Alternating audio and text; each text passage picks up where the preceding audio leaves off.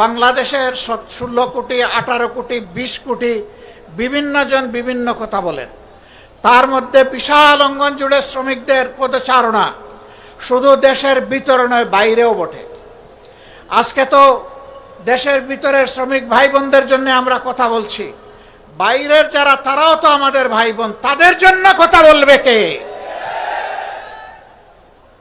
সামান্য রুটি রুজির আশায়, একটু আশ্রয়ের আশায়, একটু ভাগ্য পরিবর্তনের আশায় এরা জীবনের ঝুঁকি নিয়ে সমুদ্রে নৌকার উপর চড়ে বসে, তারপরে কোনো একটা ঢেউ এসে তাদেরকে সমুদ্রের পেটে হজম করে ফেলে। আর কেউ ভাগ্যবশত চলতে চলতে দুলতে দুলতে কোনো সুরত যেখানে গিয়ে পৌঁছতে চায় সেই বন্দরে ভিড়ে। ওখানে ভিড়ার পর কারো জায়গা হয় কারাগারে, আর কারো জায়গা হয় বনে জঙ্গলে। তারপরে আস্তে আস্তে আস্তে পথ খুঁজে নেয়।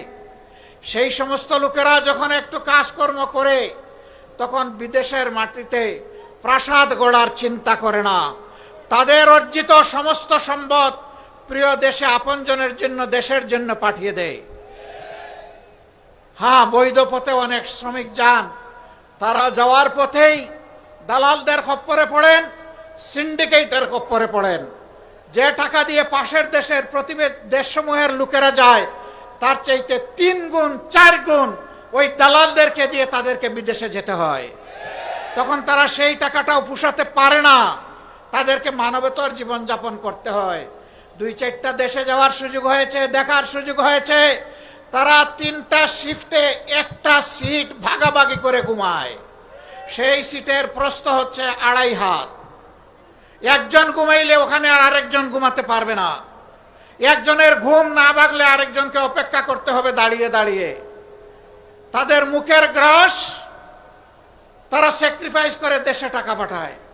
আমরা খুব সুন্দর করে বলি তারা রিমিটেন্স যোদ্ধা, কিন্তু এই যোদ্ধাদেরকে আমরা মর্যাদা দেই না।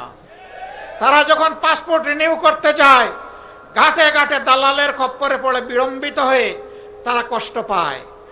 বছরের পর বছর যায়, সেখানে মিশন আছে, হাই কমিশন আছে, সেখানে আমাদের এমবাসি আছে, বড় বড় কর্মকর্তা কর্মচারীরা আছেন, কিন্তু আমাদের এই ভাই বোনদেরকে সেখানে ভোগান্তি পোহাতে হয়।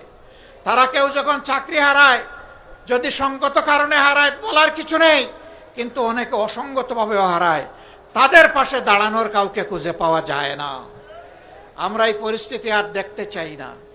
আমরা দেখতে চাই যেমন করে তাদেরকে রিমিটেন্স যোদ্ধা বলা হয়েছে, তেমন করে যেন তাদের মর্যাদাটাও তাদেরকে দেওয়া হয়।